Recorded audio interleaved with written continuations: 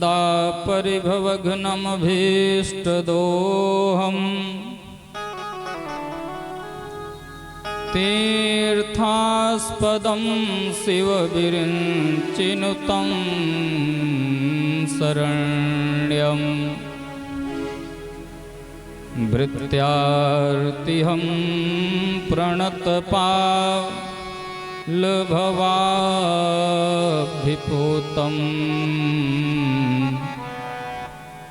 वन्दे महापुरुषते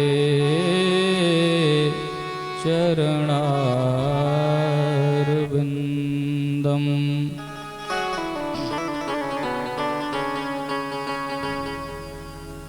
खम्बायुमग्निं सलिलं महीं च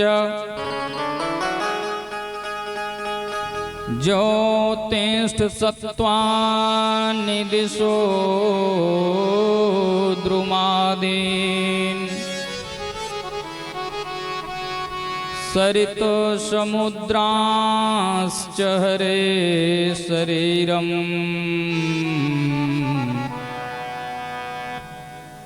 यत् किञ्च भूतं प्रणमेदुनन्या।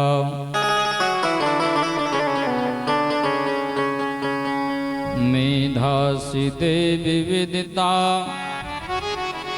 खिल शास्त्रसारा दुर्गासि दुर्गभवसा गरनौरसंगा श्रीकैटभारिहृदये कृताधिवासा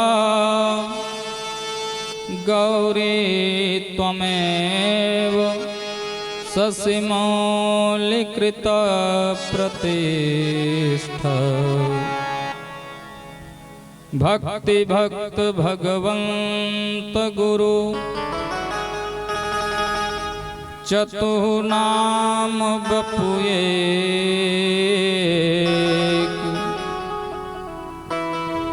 तिनके पद बंदन किए ना सही विघ्न अनेक। राधा तो मेरी स्वामिनी मैं तो तेरो दास। जन्म जन्म मोहि दीजियो निज चरणन में वास। झनकार कर रही वाणी में जय बोलो श्री रघुरैया की। ध्वनि गूंज उठा बंसी बट में ध्वनि मुरली मधुर बजैया की।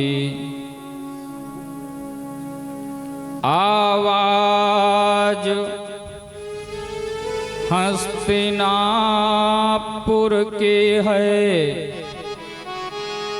जय बोलो चीर बढ़ैया की। जन जन के बाणी निकल पड़ी जय बोलो धेनु चरैया की। श्री कृष्ण कथा जहाँ होती है बोलो उस गाँव गली की जय। माधव मनमोहन मधुसूदन बोलो वृषभानु लली की जय। परमाराध्य परमाध्यक्ष अकारण करुण करुणा वरुणालय धर्म मंडन पाप खंडन आनंद कंद वर्धन यशोदानंद नंदन भगवान श्री कृष्णचंद जू सरकार वाम भाग में सुशोभित भगवान की आह्लादिनी शक्ति श्री राधिका रानी, कथा के अनन्य रसिया, भगवान की कथाओं को अपने हृदय में धारण करने वाले अनंत बलवंत संत श्री हनुमंत लाल जी महाराज,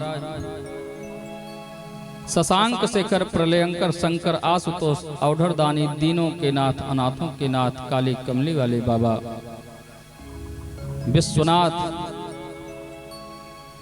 दूर दराज से आए हुए समस्त महिमा मंडित गरिमा मंडित ये लोग जिनसे यह स्थल गौरवान्वित महसूस हो रहा है, भगवान की महती कृपा हमारे आपके ऊपर हुई। आज हम आप सब भगवान महाकालेश्वर धाम मंदिर प्रांगण में बैठ करके भगवान शिव की गोद में बैठ करके भागवत कथा को हृदयंगम कर रहे हैं। जब मनुष्य के जन्म जन्मांतर कल्प कल्पांतर युग युगांतर के पुण्य जागृत होते हैं, तब हमको आपको यह अवसर प्राप्त होता है। वेद व्यास जी महाराज ने लिखा, भाग्योदयन बहु जन्म समर्जिते न। जब एक जन्म नहीं अनेकों जन्मों के पुण्य जब जागृत होते हैं, तभी हमको आपको यह सुअवसर प्राप्त होता है। अवसर प्राप्त हुआ, भाग्य जागृत हुआ, इससे लाभ क्या हुआ? क्यों? क्योंकि कलयुग के जो लोग होते हैं अथवा जो हैं, वो लाभ के चक्कर में ज्यादा पड़ते हैं। लाभ इससे क्या है? वेद व्यास जी महाराज कह रहे हैं, भाग्योदयेन बहुजन्म समर्जितेन सत्संगमं च लभते पुरुषो यदा वै। लाभ क्या हुआ? का अज्ञान हेतु कृतमोह मदांधकार नाशम विधाय हि तदो दयते विवेकः। का पहला लाभ यह हुआ, सत्संगमं च लभते। सत्संग करने का हमको आपको लाभ प्राप्त हुआ। मान लीजिए हम और आपने मिल करके सत्संग संतों के साथ बैठ करके समागम कर ही लिया, तो उसके बाद क्या लाभ हुआ? वेद व्यास जी महाराज कह रहे हैं, भाग्योदयेन बहुजन्म समर्जितेन सत्संगमं च लभते पुरुषो यदा वै अज्ञान हेतु कृत मोह मदांधकार नाशं विधाय हि तदो दयते विवेकः। का जब सत्संग हम और आपने मिल करके किया तो हमारे आपके अंदर अथवा हमारे आपके मध्य भगवान जीवात्मा और परमात्मा के बीच में, परमात्मा के मिलन में जो पर्दा पड़ा हुआ है, मोह रूपी पर्दा, भगवान ऐसी कोई जगह नहीं है कि जहां पर विद्यमान नहीं है, लेकिन हमारी आपकी दृष्टि उन पर नहीं पड़ती। क्यों नहीं पड़ती? क्योंकि बीच में एक पर्दा लगा हुआ है। कौन सा पर्दा? का मोह रूपी पर्दा लगा हुआ है। और जब हम आप सत्संग करेंगे तो वह मोह रूपी पर्दा हमारा दूर हो जाएगा और भगवान से साक्षात्कार हो जाएगा, भगवान से मिलन होगा। का अज्ञान, और जो जीव के अंदर अज्ञान भरा हुआ है, अज्ञान विराजमान है, वो उससे दूर होगा। उसके अंदर ज्ञान भगवान अपने आप प्रकाशित करेंगे। कहा अज्ञान हेतु कृत मोह मदांधकार नासम विधाय हि तदो दयते विवेकः। और मनुष्य का विवेक जागृत हो जाएगा। यही लाभ है कथा को श्रवण करने से, सत्संग संतों की संगति करने से होत विवेक। गोस्वामी जी महाराज रामचरितमानस में वर्णन कर रहे हैं, होत विवेक मोह भ्रम भागा। जब मनुष्य के अंदर विवेक माने ज्ञान माने बुद्धि आ जाती है तो मोह अपने आप दूर हो जाता है। हम आप यहाँ पर क्या श्रवण करने के लिए विराजमान हुए हैं? श्रीमद् भागवत। तो जैसे किसी दुकान पे हम आप जाते हैं और कोई भी वस्तु दुकानदार से मांगे, यह वस्तु हमको दीजिए। दुकानदार आपको वह वस्तु दिया, लेकिन आप उससे अभी अनभिज्ञ हैं उस वस्तु से कि इसको लेने से होगा क्या। तो कैसे जानेंगे? का जब तक आप उस पैकेट को खोलेंगे नहीं तब तक जान नहीं पाएंगे। तो ये क्या है? का ये है श्रीमद् भागवत। इसका अर्थ, इसका तात्पर्य क्या है? भागवत जी में 4 अक्षर हैं, भ, ग, व और ता। का भा से होता है भक्ति, गा से होता है ज्ञान, वा से होता है वैराग्य और ता से होता है त्याग। जीव के अंदर जब भक्ति आती है तब परमात्मा की कृपा होती है, और जब परमात्मा की कृपा होती है तब ज्ञान जागृत होता है। बिना भगवान की कृपा के कोई यह सोचे कि हम ज्ञानी हो जाएं तो ये बड़ा मुश्किल है। पहले भक्ति करिए, उसके बाद जब आप भक्ति करेंगे तो भगवान आपके ऊपर कृपा करेगा। जब भगवान आपके ऊपर कृपा करेगा तो आपके अंदर ज्ञान आएगा, और जब ज्ञान आएगा तो आपके अंदर धीरे धीरे सांसारिक प्रपंचों से आप दूर होने लगेंगे और वैराग्य जागृत होगा। और जब वैराग्य जागृत हो गया तब त्याग करने में क्या है? यही इसका अर्थ है। आइए, हम आप बड़े ही सौभाग्यशाली हैं कि परमात्मा की कृपा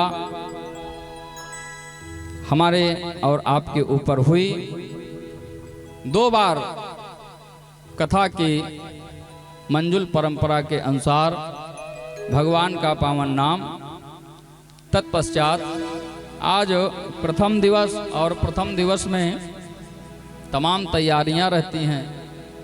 तो तैयारियों के साथ साथ दिव्य कलश यात्रा समस्त सम्मानित ग्रामवासियों के सहयोग से संपन्न हुआ।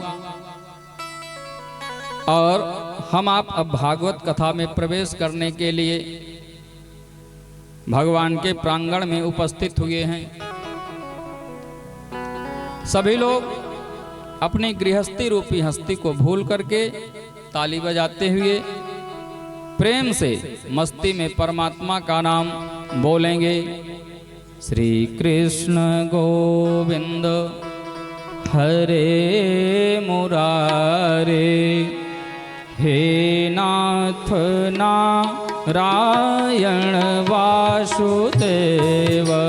श्री कृष्ण गोविंद हरे मुरारे, हे नाथ नारायण वासुदेव। श्री कृष्ण गोविंद हरे मुरारे, हे नाथ नारायण वासुदेव। श्री कृष्ण गोविंद हरे मुरारी, हे नाथ नारायण वासुदेव। हे नाथ नारायण वासुदेव, हे नाथ नारायण वासुदेव। हे लक्ष्मी नारायण वासुदेव, हे लक्ष्मी नारायण वासुदेव। श्री कृष्ण गोविंद हरे मुरारे, हे नाथ नारायण वासुदेव। श्री कृष्ण गोविंद हरे मुरारी, हे नाथ नारायण वासुदेव।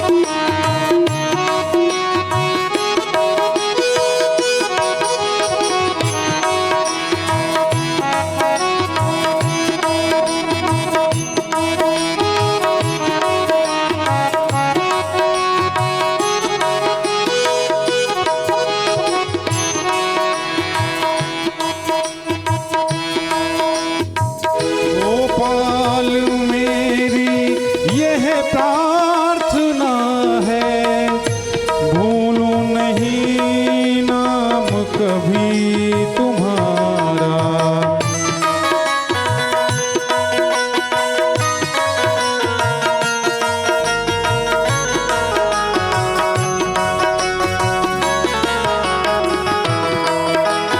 गोपाल मेरी यह प्रार्थना है, भूलूं नहीं नाम कभी तुम्हारा। निष्काम हो के मैं दिन रात गाऊं, निष्काम हो के मैं दिन रात गाऊं। हे नाथ नारायण वासुदेवा, श्री कृष्ण गोविंद हरे मुरारे।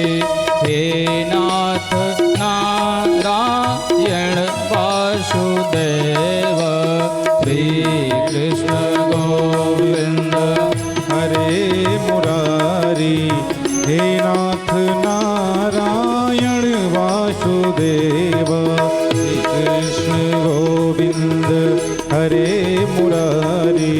हे नाथ नारायण वासुदेव, श्री कृष्ण गोविंद हरे मुरारी। हे नाथ नारायण वासुदेवा।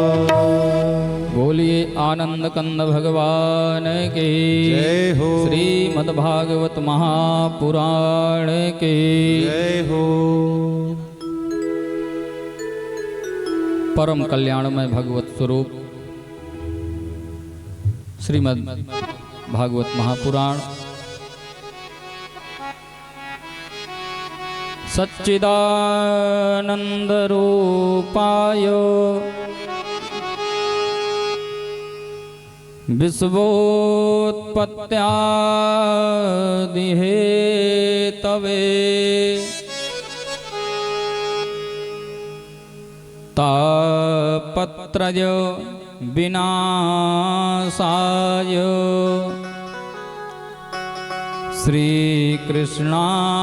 श्रीकृष्णाय वयं नुमः।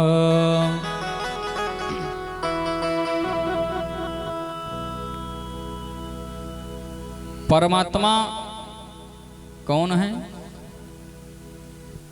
का भगवान है सच्चिदानंद, सतघन चितघन आनंद घन वो परमात्मा है। मतलब का परमात्मा के तीन स्वरूपों का वर्णन बताया गया।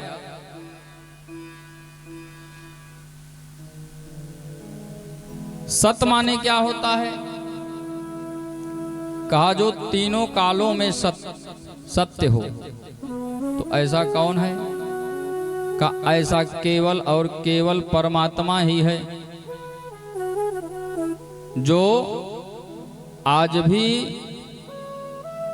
सत्य है, इसके पहले भी सत्य था और इसके बाद भी सत्य रहेगा।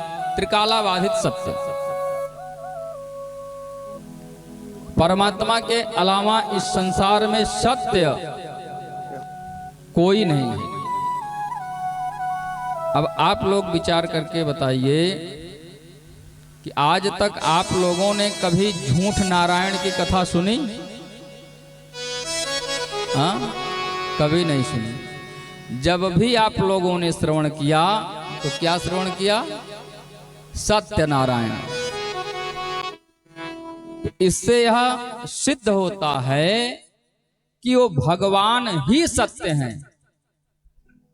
ईश सत्यम जगन मिथ्या, केवल और केवल परमात्मा ही सत्य है, उसके अलावा कुछ भी सत्य नहीं है।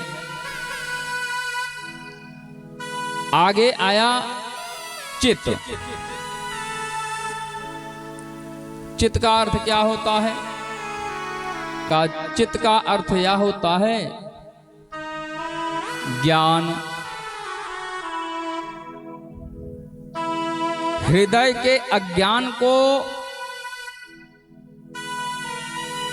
जो दूर करता है वो कौन है? का वो परमात्मा ही है, अथवा परमात्मा ही हमारे आपके हृदय अंधकार को दूर करने में सक्षम है। इसलिए वो परमात्मा प्रकाश स्वरूप है, ज्ञान स्वरूप है। और आनंद,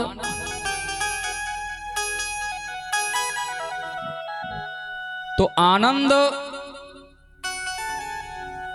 भगवान के नाम में जितना सुख है, जितना आनंद है, वह कहीं भी नहीं है।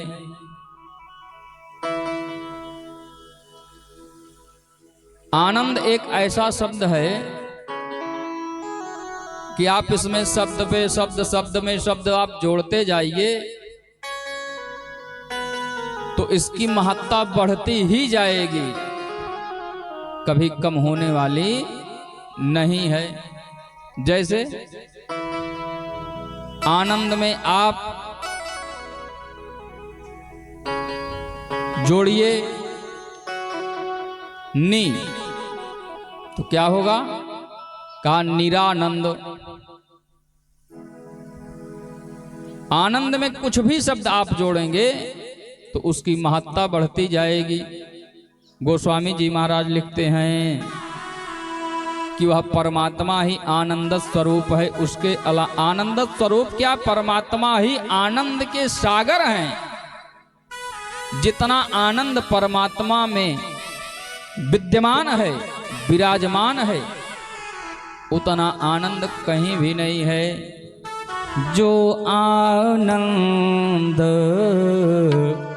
सिंधु सुख राशि, जो आनंद सिंधु सुख राशि, जो आनंद सिंधु सुख राशि, जो आनंद सिंधु सुख राशि, जो आनंद सिंधु सुख राशि, सी करते त्रय लोक सुपासी, सी करते पर लोक सुपासी, सी करते पर लोक सुपासी। परमात्मा ही सत्य स्वरूप है, परमात्मा ही चित्त स्वरूप है और परमात्मा ही आनंद स्वरूप है। इसलिए भगवान का नाम है सच्चिदानंद। अच्छा, काम क्या करते हैं भाई? ये नाम तो बड़ा अच्छा है। तो कहा गया जथा नामो तथा गुणई, नाम के अनुसार गुण भी होता है। तो भगवान का काम क्या है? का भगवान का काम यह है सच्चिदानंद रूपाय। काम को ध्यान से श्रवण करिए, भगवान का कार्य क्या है? का सच्चिदानंद रूपाय विश्वोत्पत्त्यादि हेतवे। काम इनका यह है कि संपूर्ण सृष्टि की रचना भगवान करते हैं। विश्वोत्पत्त्यादि हेतवे,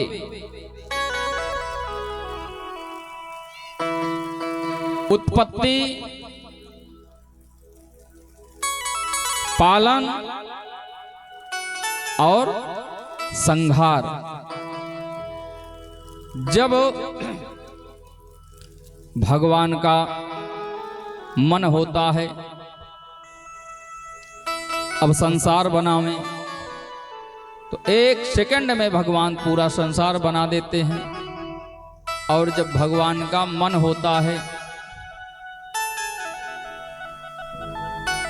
इसमें कुछ विस्तार करें तो 1 सेकंड में भगवान विस्तार कर देते हैं। और जब भगवान का मन होता है कि अब संहार करना चाहिए तो 1 सेकंड के अंदर भगवान सृष्टि का संहार कर देते हैं। यही इनका काम है। सच्चिदानंद रूपाय विश्वोत्पत्त्यादि हेतवे। और क्या करते हैं ये? कहता पत्रय विनाशाय श्री कृष्णाय वयं नुमः। 3 प्रकार के ताप होते हैं। तापत्रय कौन कौन से ताप का? एक तो होता है दैहिक ताप, दूसरा होता है दैविक ताप और तीसरा भौतिक ताप। दैहिक ताप का तात्पर्य क्या है? का दैहिक ताप का तात्पर्य यह है कि अगर हमको आपको शारीरिक कष्ट हो रहा है किसी भी प्रकार से, तमाम प्रकार की दवाइयाँ लेने के बाद खूब औषधियों को लिया जाए, उसके बाद भी शारीरिक कष्ट ना दूर हो तो इसी को कहते हैं दैहिक ताप। दैविक ताप क्या है? कहा अकस्मात शरीर के ऊपर घात पहुंचे उसको दैविक ताप कहते हैं। भौतिक ताप क्या है? कहा भौतिक ताप यह है कि प्राकृतिक जीवों से हमको, हमारे और आपके शरीर को कष्ट प्राप्त हो, यह भौतिक ताप है। गोस्वामी जी महाराज वर्णन करते हैं क्या? कहा दैहिक दैविक भौतिक तापा। दैहिक दैविक भौतिक तापा। दैहिक दैविक भौतिक तापा। दैहिक दैविक भौतिक तापा। दैहिक दैविक दैविक तापा।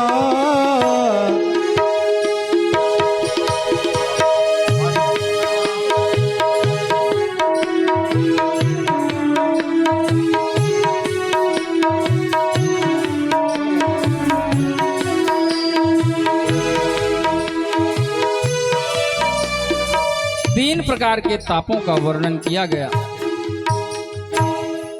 परमात्मा के पावन चरण शरण को जो ग्रहण करता है उसके तीनों प्रकार के ताप नष्ट हो जाते हैं, दैहिक, दैविक और भौतिक। भगवान तीनों प्रकार के तापों को नष्ट करते हैं। कब? जब यह जीव परमात्मा की पावन चरण शरण ग्रहण करता है तब। तापत्रय विनाशाय श्री कृष्णाय वयं नुमः। ऐसे भगवान श्री कृष्ण के चरणों में हम आप बारंबार प्रणाम करते हैं। अकेले कृष्ण के चरणों में नहीं, श्रियः शब्दः श्री जी के सहित। तो भगवान की श्री जी कौन है? का भगवान की श्री जी आह्लादनी शक्ति राधिका रानी के साथ हम परमात्मा के श्री चरणों में बारंबार प्रणाम करते हैं। श्री कृष्णाय वयं नुमः। नैमिषारण्य के पावन तपस्थली में विराजमान श्री सूत जी महाराज से सौनक इत्यादि 88,000 महात्मा प्रश्न कर रहे हैं। कहते हैं क्या? अज्ञान ध्वांत विध्वंसो कोटि सूर्य समप्रभ सूताख्याहि कथा सारम् मम कर्ण रसायनम। हे सूत जी महाराज, हम लोगों के हृदय में घोर अंधकार विराजमान है और आप त्रिभुवन के अंधकार को दूर करने में भगवान सूर्य के समान सक्षम हैं। क्यों? क्योंकि करोड़ों सूर्य का प्रकाश आपके भीतर भरा हुआ है। वह प्रकाश, वह दृष्टि आप हम लोगों के ऊपर भी डालिए, जिससे कि हम लोगों के अंदर जो अंधकार विराजमान है वो प्रकाशित हो, उसका विध्वंस हो, उसका खंडन हो। और इसको करने में आप सक्षम हैं। क्यों? क्योंकि आपके ऊपर गुरुदेव भगवान की अनंत कृपा है। और एक कहावत बड़ी प्रसिद्ध है कि गुरु मेहरबान तब चेला पहलवान। गुरु की कृपा जिसके ऊपर हो जाए अथवा होती है तो समझिए कि साक्षात नारायण की कृपा उसके ऊपर विराजमान है। तो आपके ऊपर तो गुरुदेव भगवान की अनन्य कृपा है और उस कृपा का प्रसाद हम लोगों को भी प्रदान करिए, हम लोगों को भी दीजिए, जिससे कि हम लोगों का जो हृदय अंधकार है वो दूर हो। मम कर्ण रसायनम, हमारे कर्ण कुहरों को ऐसी औषधि प्रदान करिए कि जिसका पान करते ही अज्ञान दूर हो जाए। क्यों? का चिंतामणिर्लोक सुखम सुरद्रुः स्वर्ग संपदम प्रयक्षते गुरो प्रेतो वैकुंठम योगी दुर्लभम। चिंता मणि, चिंतामणि से लौकिक सुख प्राप्त किया जा सकता है।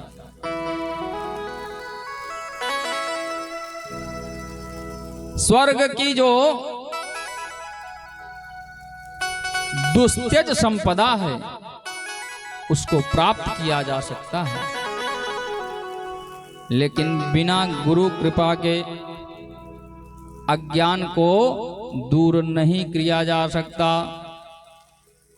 इसलिए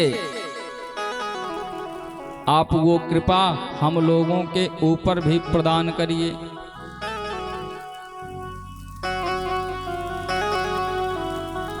एक उपमन्यु नाम के शिष्य थे।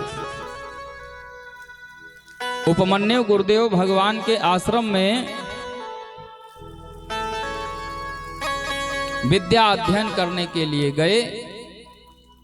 माता पिता गुरुकुल में ले जा करके कर दिए। गुरुजी के संरक्षण में बेटा यहाँ पर पढ़ेगा, और संरक्षण में करने के बाद माता पिता तो घर लौट के चले आए। उपमन्यु के माता पिता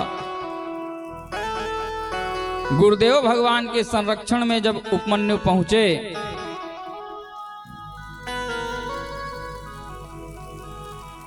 तो गुरु मां ने कहा, नया विद्यार्थी आया है विद्या अध्ययन के लिए, इसको आप कब से शिक्षा प्रदान कर रहे हैं, कब से विद्या प्रदान करेंगे? धौम्य मुनि ने कहा, गुरुजी धौम्य थे, तो धौम्य ने कहा कल प्रातः काल से उस बालक को गोचारण करने के लिए जंगल में भेजो। जब प्रातः काल हुआ तो गुरु मां ने उपमन्यु को बुलाया और उपमन्यु को बुलाने के बाद जो कलेवा होता है बासी भोजन, वही बांध करके उपमन्यु को दे दिया और कहा, बेटा गुरुजी का आदेश है कि आप गौओं को ले जा करके जंगल में गोचारण कराएं, गौओं को चराएं। उपमन्यु गुरु आदेश से गायों को जंगल में ले जाकर के गोचारण कराने लगे। धीरे धीरे करते करते 12 वर्ष बीत गया गौचारण करते कराते कराते। केवल गौ सेवा और गौओं को ही चराते थे। एक भी दिन गुरुजी ने विद्या अध्ययन नहीं करवाया, कोई भी पाठ नहीं पढ़ाया। एक दिन गुरु मां ने कहा,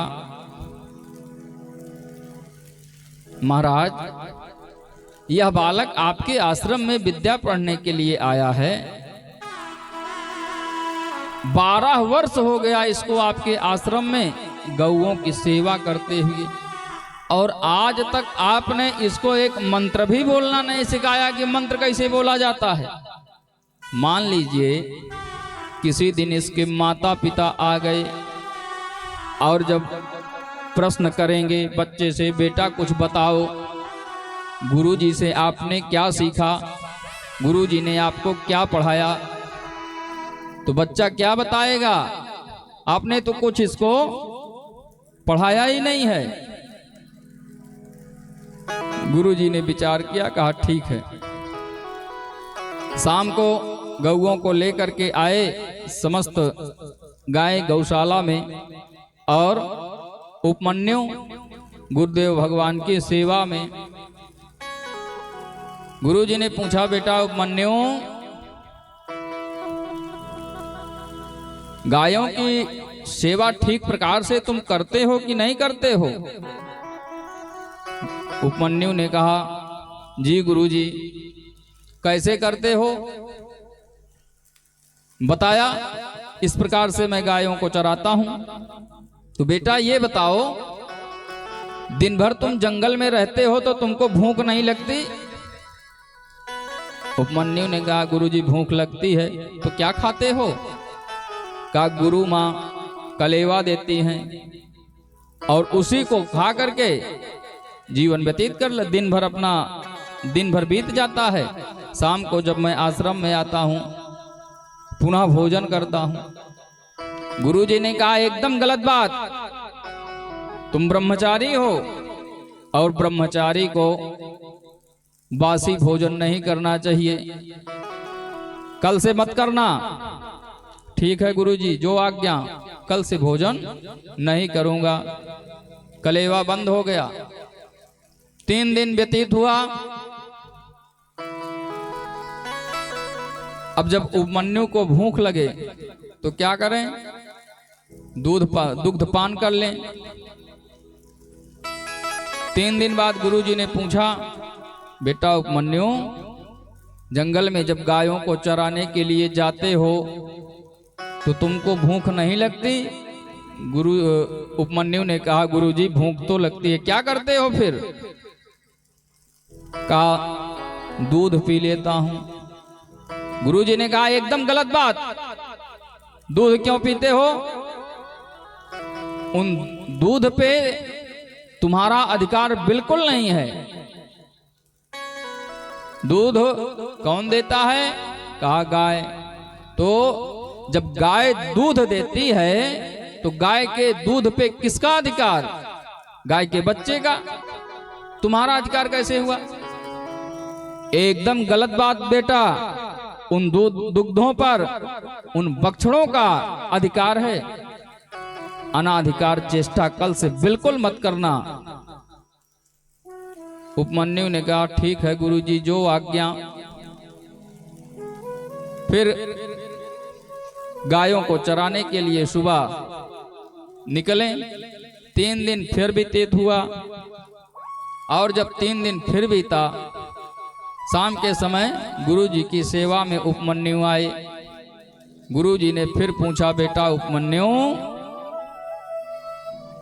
अब कैसी सेवा चल रही है गायों की?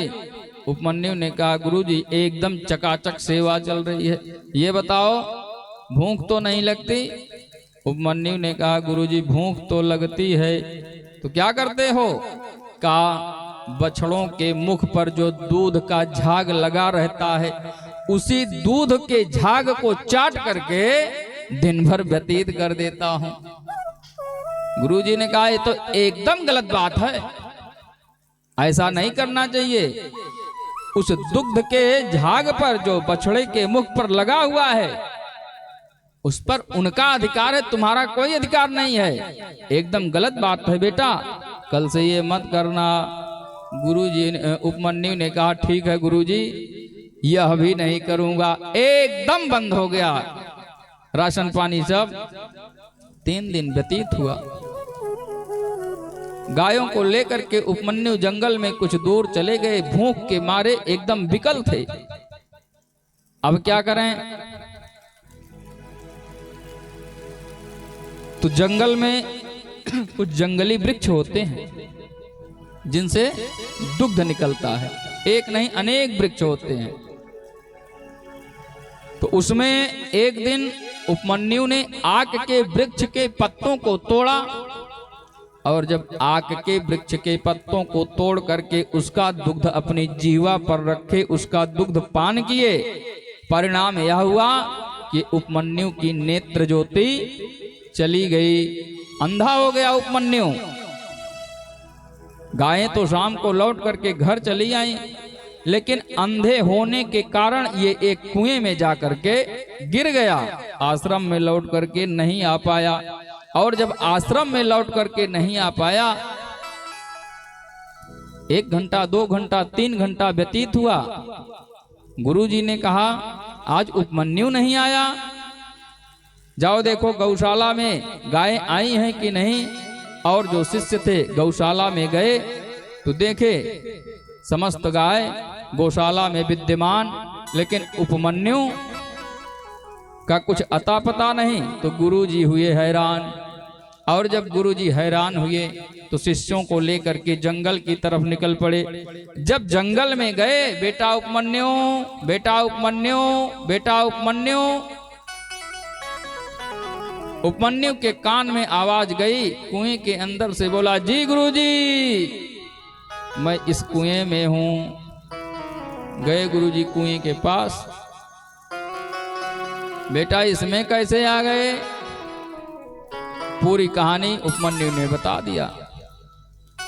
जब गुरुजी ने सुना तो अपने मंत्र के प्रभाव से, कुएं में जल तो था नहीं, सूखा कुआं था, मंत्र के प्रभाव से गुरुजी ने कुएं के ऊपर हाथ किया, जल आया और जल के ऊपर उपमन्यु आया। उपमन्यु के और शिष्यों ने धीरे से कुएं के बाहर किया। और जब कुएं के बाहर कर दिया तो कहा गुरुजी अब तो हमको दिखाई ही नहीं पड़ रहा है, क्या करूं? लेकिन गुरुजी आप के कथनानुसार, आपके कहने के अनुसार मैं चल नहीं पाया, ठीक प्रकार से सेवा नहीं कर पाया। गुरुजी यदि हमारी सेवा में कोई गलती हो गई हो तो मुझको क्षमा करना। यह शब्द सुन करके गुरुजी का हृदय भर आया और जब गुरु जी का हृदय भर आया तो गुरु जी ने अपना वरद हस्त उपमन्यु के सर पर रख दिया और सर पर हाथ रखते ही उपमन्यु की नेत्र ज्योति पुनः से वापस आ गई। और इतने बड़े ज्ञानी हुए उपमन्यु कि आज शास्त्रों में उपमन्यु की चर्चा गाई जा रही है। कहा गुरुदेव उपमन्यु भी थे गुरु धौम्य के अनन्य शिष्य, और गुरु के वचन पर तो अन्न नहीं खाया था। जंगल में मेढ़ सा बना दिया उन्होंने तब, ठीक प्रकार से गुरु वचन निभाया था। इस प्रकार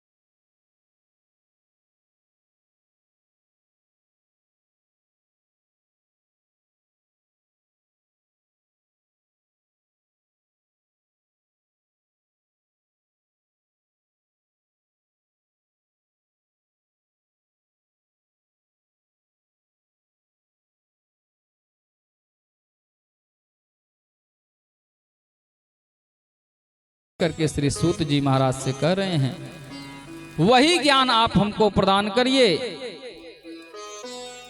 जो ज्ञान आपको गुरुदेव भगवान से प्राप्त हुआ है। का काल ब्याल मुखग्रास त्रास निर्णास हे तवे, श्रीमद्भागवतं शास्त्रम कलौ कीरेण भासितम। सूत जी कहते हैं, ऋषियों,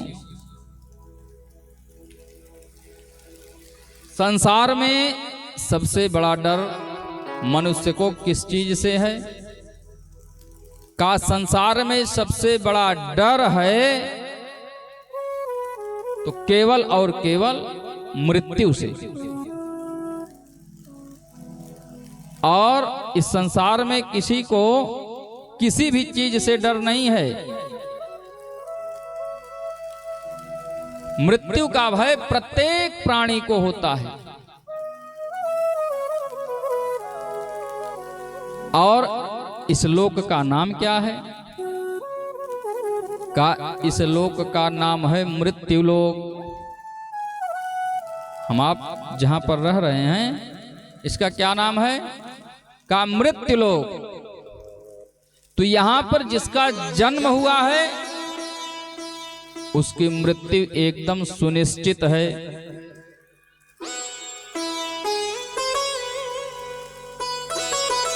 मरना सबको है एक न एक दिन। जो जन्म लिया है वो मरेगा, एकदम निश्चित है। लेकिन यह जानते हुए भी यह जीव जो है नाना प्रकार के प्रपंचों में फंस करके अपने जीवन को बर्बाद कर लेता है, व्यर्थ कर लेता है।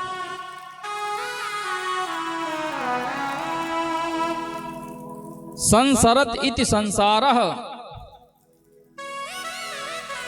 इस संसार में भगवान की प्राप्ति कैसे हो, इसको यह जीव कभी नहीं सोचता।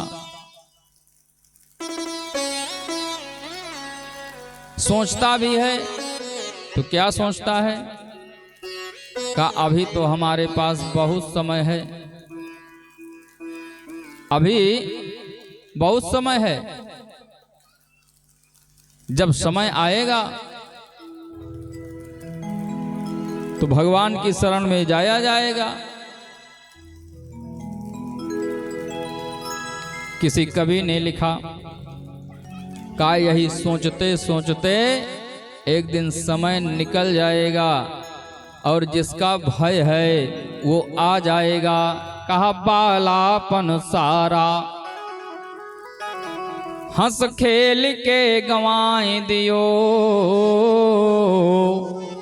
और भूल के न आए याद राम नाम ध्याने की। इस संसार में जब जन्म हुआ थोड़े से आप बड़े हुए, बचपन आया, उसको आपने क्या किया, हंसी खुशी हंसी और खेल में बिता दिया। कवि ने लिखा कहा बालापन सारा हंस खेल के गंवाई दियो, और भूल के न आई याद राम नाम ध्याने की। जब थोड़े से और बड़े हुए, शरीर में पुष्टता आई, यौवन अवस्था को प्राप्त हुए, तो कहा होई के जवान अभिमान भली भूल फिरे, और ध्यान में न आए बात सुगते बनाने की। फिर धीरे धीरे एक दिन यौवन भी खसक गया। यौवन माने युवावस्था, अर्थात जवान का धीरे धीरे जवानी भी खसक गई, बुढ़ापा आ गया। और जब बुढ़ापा आया तो बूढ़ो जो भयो, तो लोभ मोह के पयोधि धसे, आई न बारी काल शेष मड़राने की। जब मुख से निकलना था राम, तो निकल रहा है आम, आम निकल रहा है, अर्थात समय आपने बर्बाद कर दिया। पछतावा, उस समय पछतावा हो रहा है और नेत्रों से झर झर कर करके आंसू गिर रहे हैं। कहा बूढ़ो जो भयो, तो लोभ मोह के पयोधि धसे, आई जब बारी काल शेष मड़राने की। तो चारी चारी आंसुन के धार के गुहारी भरे, होने तैयारी लगी यमपुरी को जाने की, होने तैयारी लगी यमपुरी को जाने की। इसलिए परमात्मा को प्रतिक्षण प्रतिपल आप याद करो। अगर परमात्मा को नहीं याद करोगे तो समय कब बीत जाएगा पता चलने वाला नहीं है। और यहाँ भी समय लगभग पूरा होने वाला है। जो समय बताया गया है वो धीरे धीरे पूर्णता की ओर अग्रसर हो रहा है। और ये शीतकालीन मौसम है, शरद का ठंडी का समय है, तो बहुत विलंब करना हमारी समझ से उचित नहीं है। 2-4-10 मिनट आप और श्रवणपान करें, उसके बाद कल ठीक समय 1:30 बजे से हमारे संगीत के सभी कलाकार मंच पर विराजमान होंगे और 2 बजे से कथा प्रारंभ होगी। 5 बजे तक कथा होगी, उसके बाद आरती एवं प्रसाद।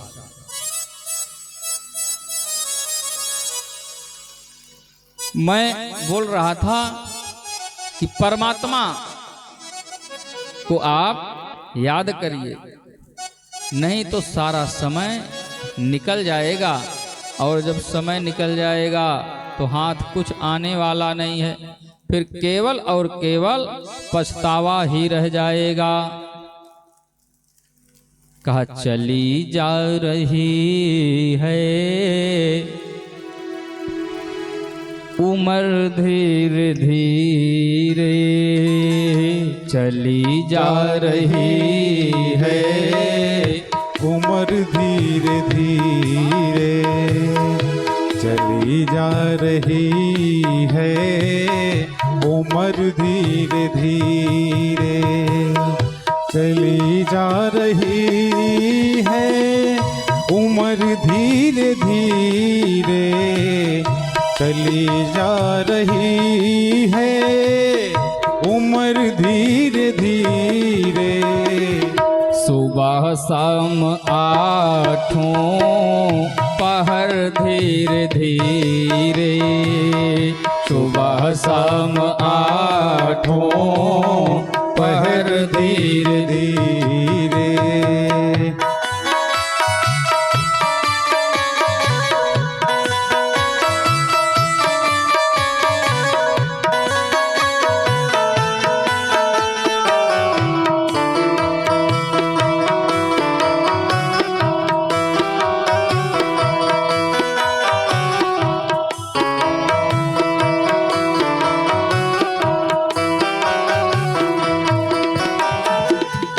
बचपन भी बीता जवानी भी बीते, बचपन भी बीता जवानी भी बीती, बचपन भी बीता जवानी भी बीती।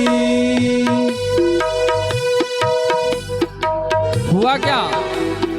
बुढ़ापे का होगा असर धीरे धीरे, बुढ़ापे का होगा असर धीरे धीरे, चली जा रही है उम्र धीरे धीरे, चली जा रही है उम्र धीरे धीरे, चली जा रही है उम्र धीरे धीरे, चली जा रही है उम्र धीरे धीरे। कैसे आप समझेंगे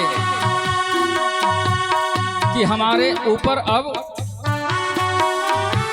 बुढ़ापा असर कर रहा है? भाई, बच्चा जब पैदा होता है तो एक तिथि होती है, एक समय होता है, एक नक्षत्र होता है, एक मुहूर्त होता है, एक लग्न होता है और एक अंग्रेजी दिनांक भी होता है, तारीख निश्चित होता है कि इस दिन फला बच्चा इतने समय पर इस तारीख को जन्म लिया। लेकिन अगर उसी बच्चे से जब वो युवा अवस्था में पहुंचे, युवा के बाद धीरे धीरे वृद्धावस्था को जाने लगे, उससे पूछा जाए ये बताइए आपकी जन्म तारीख तो ये है, लेकिन आप वृद्ध किस तारीख को होंगे, तो क्या वो बता पाएगा? वो कदापि नहीं बता पाएगा। केवल संकेत से ही आप जान सकते हैं कि अब जवानी चली गई, बुढ़ापा आ रहा है। कैसे आ रहा है? सबसे पहले संकेत कौन देता है? सबसे पहले संकेत चक्रवर्ती सम्राट महाराज दशरथ को केसों ने दिया। दर्पण में चक्रवर्ती सम्राट महाराज दशरथ ने देखा, हमारे केस अब सफेद हो गए हैं, लगता है बुढ़ापा आ रहा है, पुत्रों को राज्य दे देना चाहिए। हुए केस उजले, गिरे दांत सारे, हुए केस उजले, गिरे दांत सारे, हुए केस उजले, गिरे दांत सारे, हुए केस उजले, गिरे दांत सारे। झुकी जा रही है कमर धीरे धीरे, झुकी जा रही है कमर धीरे धीरे, चली जा रही है उम्र धीरे धीरे, चली जा रही है उम्र धीरे धीरे।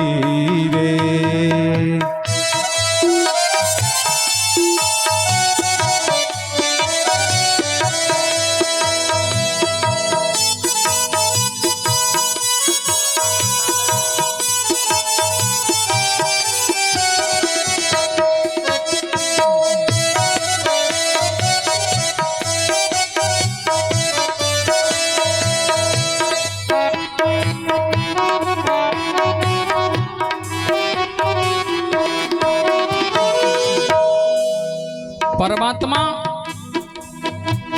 संकेतों के माध्यम से जीव को इशारा करता है, बार बार चेतावनी देता है कि अब भी संभल जाओ, अब भी आपके पास समय है। लेकिन जीव भी कम हठी नहीं है। जब देखा कि सर में बाल सफेद होने लगे तो काला वाला पेंट करवाया। गोदरेज डाई लेकर के पूरे बाल में काला कर लिया। जीव कहता है आप चेतावनी दो, लेकिन मैं आपसे ज्यादा बुद्धिमान हूं, मैं अपने बालों को काला कर लूंगा, बुढ़ापे का असर नहीं होने पाएगा। बाल काला कर करके जवान बनोगे तो वो जवानी किसी काम के नहीं है, अथवा किसी काम में आने वाली नहीं है। भगवान जब फिर चेतावनी देता है, दांतों को गिराना प्रारंभ करता है। दांत गिर गया, यह जीव कहता है आप एक नहीं 32 के 32 गिरा दो, जा करके बढ़िया चमकीले दांतों को अपने मुख में जड़वा लूंगा, तब तो गाल नहीं पिचकेगा, फूला फूला रहेगा। और जब फूला फूला रहेगा तो चेहरा सुंदर दिखेगा। लेकिन भगवान भी पीछा छोड़ने वाले नहीं हैं। सबसे पहले चेतावनी दिए, बाल सफेद किए, दूसरी चेतावनी दिए, दांतों को गिराया, तीसरी चेतावनी दे रहे हैं, आंखों की रोशनी को धीरे धीरे करके कम करना। जीव कहता है आप जब रोशनी को कम करोगे, ज्योति को कम करोगे, तो मैं हाई पावर वाला चश्मा जाकर के लगवा लूंगा। और भी कम हुआ का आंखों में जाकर के लेंस डलवा लूंगा, तब तो दिखाई देगा। लेकिन भगवान फिर चेतावनी देते हैं जीव को, कानों से कम सुनाई पड़ने लगा। यह जीव क्या करता है, जा करके कृत्रिम वाली मशीन ला करके बैटरी वाली दिल पे रख लेता है, हृदय पर, और कानों में लीड लगा लेता है, उससे सुनाई देगा। तो प्यारे, जिस हृदय पर आप बैटरी वाली मशीन रख रहे हो, हृदय के बाहर है वो मशीन, अगर उसी हृदय के अंदर आप उस परमात्मा की मशीन को, परमात्मा की मशीन क्या है, का राम नाम है। मन का जो दाना माला होता है उसको मनका कहते हैं। तो अपनी अंगुली पर माले को रखो, और माले को रखने के बाद परमात्मा के नाम रूपी मशीन को अपने हृदय में रख लो, और जब उसको रख लोगे तो परमात्मा की प्राप्ति होगी, और फिर बुढ़ापा आपका कुछ बिगाड़ नहीं पाएगा। बोलिए वृंदावन बिहारी लाल की जय हो। हरि भजले, हरि भजले, हरि भजने का मौका है। हरि भजले, हरि भजले, हरि भजने का मौका है।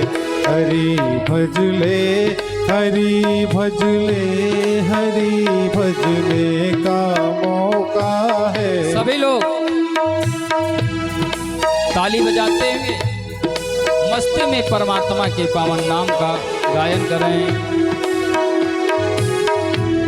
हरि भजने का मौका है, हरि भजने का मौका है।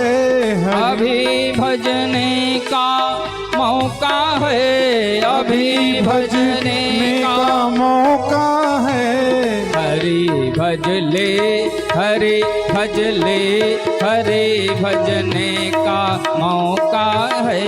हरि भजले, हरि भजले, हरि भजने का मौका है। हरि भजले, हरि भजले, हरि भजने का मौका है।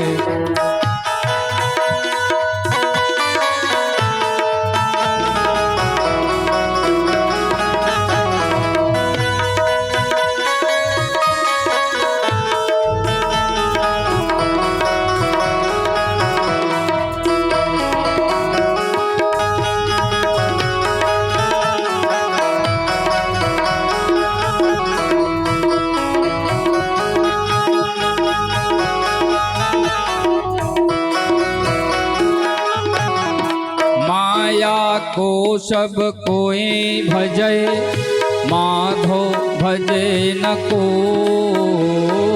माया को सब ही भजे, माधो भजे न कोय।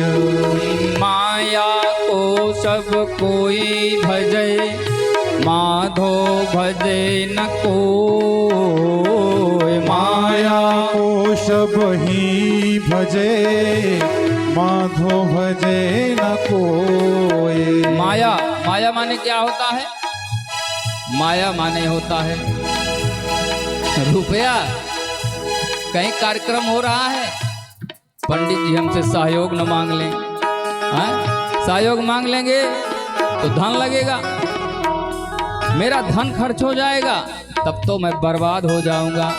कवि कहता है, माया को सब कोई भजे, माधो भजे न कोई।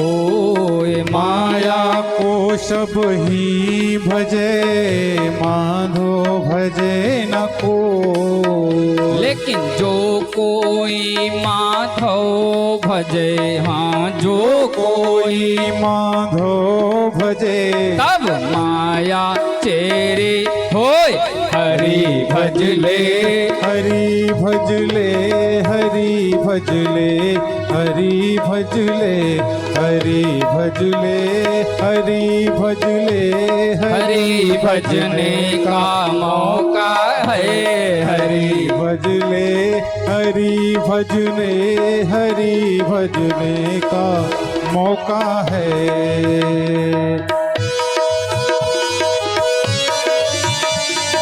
सभी लोग ताली बजाते हुए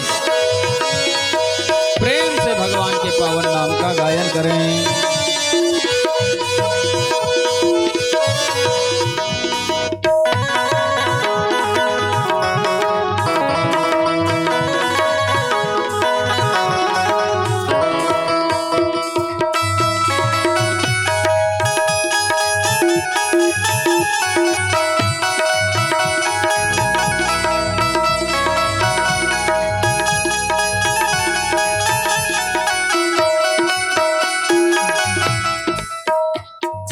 दीन सबन को लखत हैं, दीनन लखै न कोय। दीन सबन को लखत हैं, दीनन लखै न कोय। दीन सबन को लखत हैं, दीनन लखै न कोय। दीन सबन को लखत है, दीनन लखे न कोय। लेकिन जो कोई दीनन लखे, हाँ जो कोई दीनन लखे, दीन बंधु सम होय। हरि भजले, हरि भजले, हरि भजने का मौका है। अभी भजले, अभी भजले, अभी भजने का मौका है। हरि भजले, हरि भजले, हरि भजने का मौका है। अभी भजले, अभी भजले, अभी भजने का मौका है। हरि भजले, हरि भजले, हरि भजले, हरि भजले, हरि भजले, हरि भजले, हरि भजने का मौका है। हरि भजले, हरि भजले, हरि भजने का मौका है।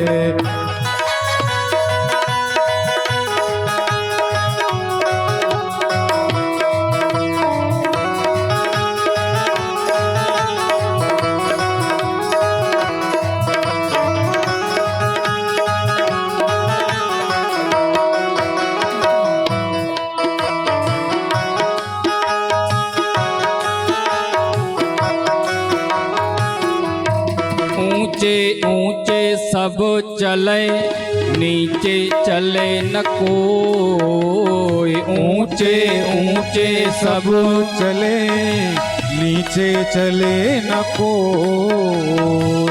ऊंचे ऊंचे सब चले, नीचे चले न कोय। ऊंचे ऊंचे सब चले, नीचे चले न कोय।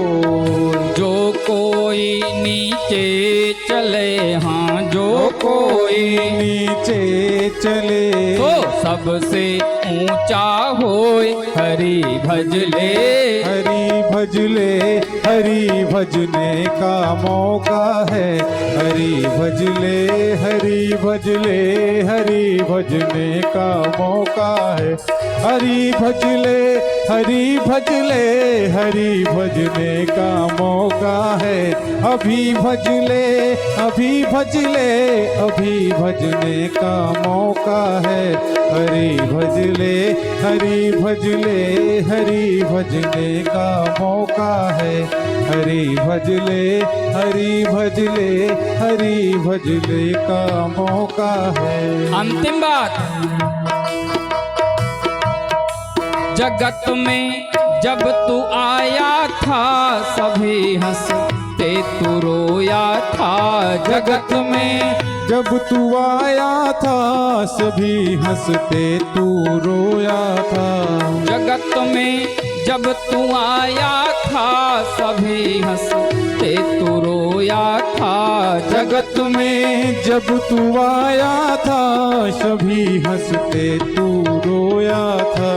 बना ले जीवनी ऐसे सभी रोए तू हंसता जा बना ले जीवनी ऐसी कभी तो रोता हंसता जा बना ले जीवनी ऐसे सभी रोए तू हंसता जा हरि भजले हरि भजले हरि भजने का मौका है हरि भजले हरि भजले हरि भजने का मौका है हरि भजले हरि भजले हरि भजने का मौका है अभी भजले अभी भजले अभी भजने का मौका है अभी भजले हरि भजले हरि भजने का मौका है हरि भजने का मौका है हरि भजने का मौका है। बोलिए आनंद कंद भगवान की जय हो। वृंदावन बिहारी लाल की जय हो। अस्तु आज प्रथम दिवस की बाग पुष्पांजलि यहीं पर भगवान के श्री चरणों में अर्पित करते हैं।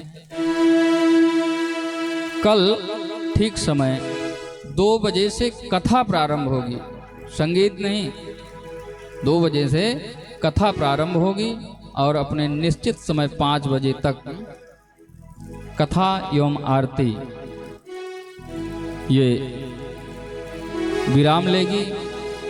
यह समस्त ग्रामवासी व क्षेत्रवासी गणों के सहयोग से श्रीमद् भागवत का कार्यक्रम किया जा रहा है, तो सभी इसमें सादर आमंत्रित हैं और सभी प्रार्थनीय हैं। आज प्रथम दिवस में अगर हम और आपने एक श्लोक श्रवण कर लिया,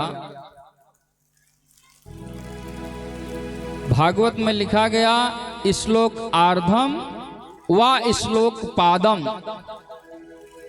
श्लोक का आधा और उसका चौथाई भाग भी यदि मन से श्रवण कर लिया जाए तो इस जीव का कल्याण नहीं परम कल्याण हो जाता है।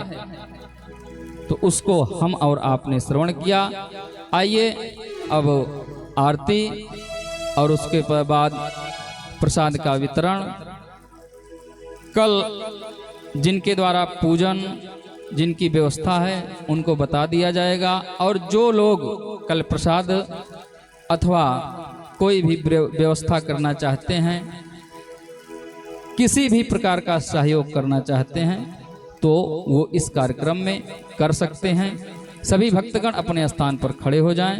भागवत भगवान की मंगलमयी आरती का गायन होगा। सभी लोग ताली बजा करके झूमते हुए भगवान की आरती करेंगे।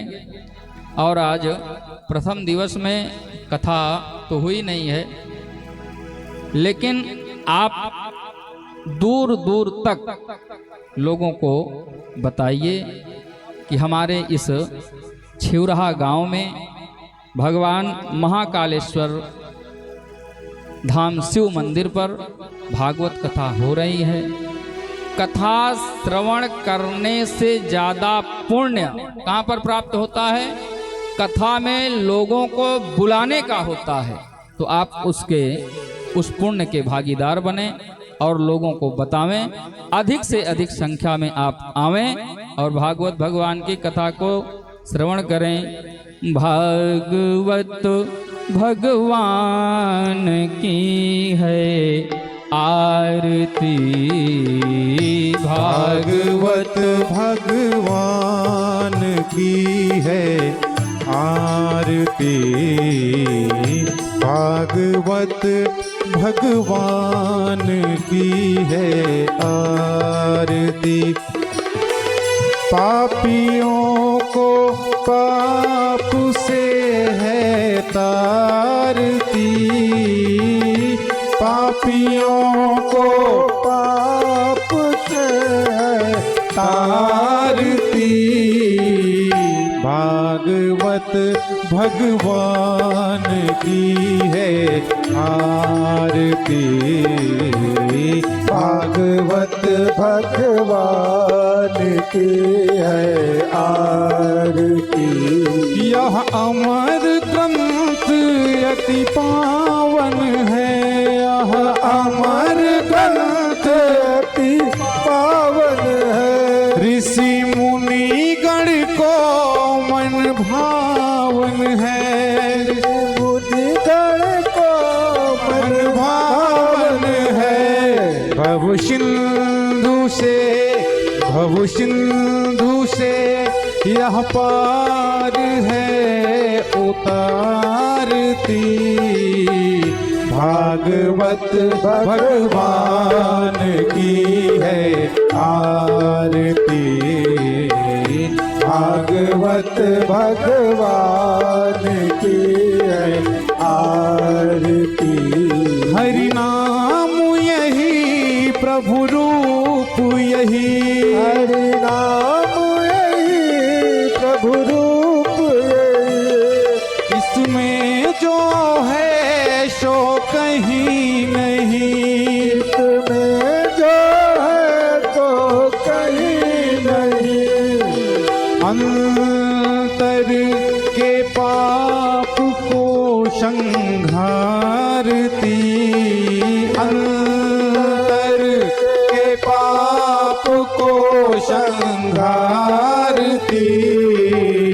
भागवत भगवान की है आरती।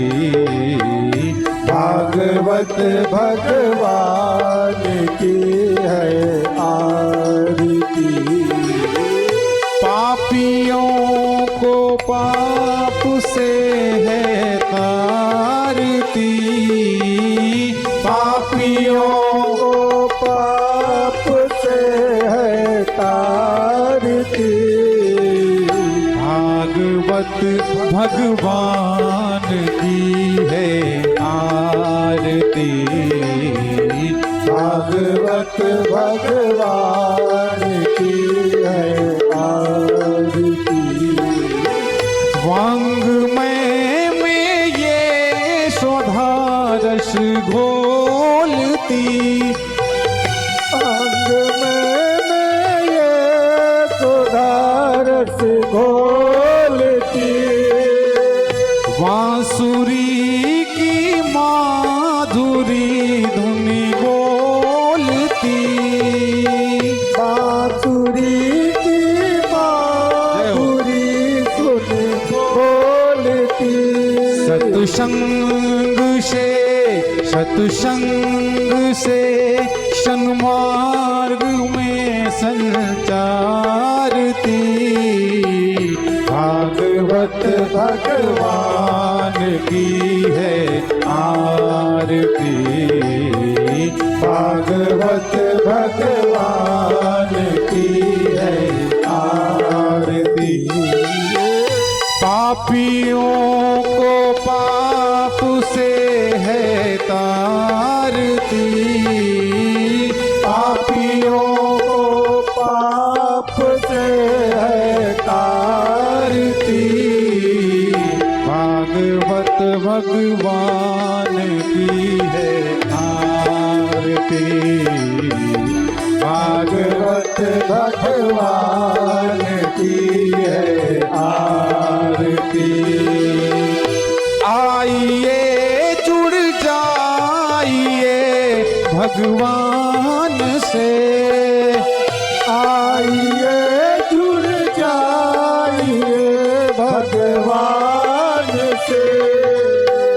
दूर होंगे ताप और अज्ञान से। दूर होंगे ताप और अज्ञान से।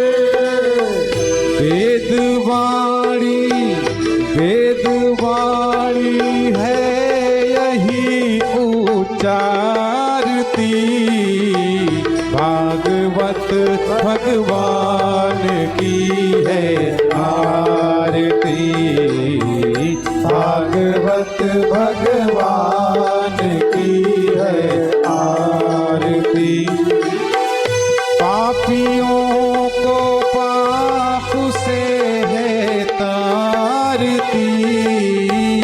पापियों ओ पाप से है तारती, भागवत भगवान की है आरती, भागवत भगवान की है आरती, भागवत भगवान की है आरती, भागवत भगवान की है आरती।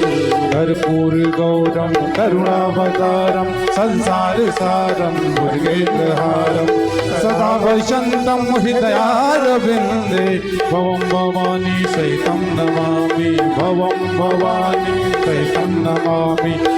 त्वमेव माता च पिता त्वमेव, त्वमेव बन्धु च सखा त्वमेव, त्वमेव विद्या द्रविणं त्वमेव, त्वमेव सर्वं मम देव देव, त्वमेव सर्वं मम देव देव, त्वमेव सर्वं मम देव देव।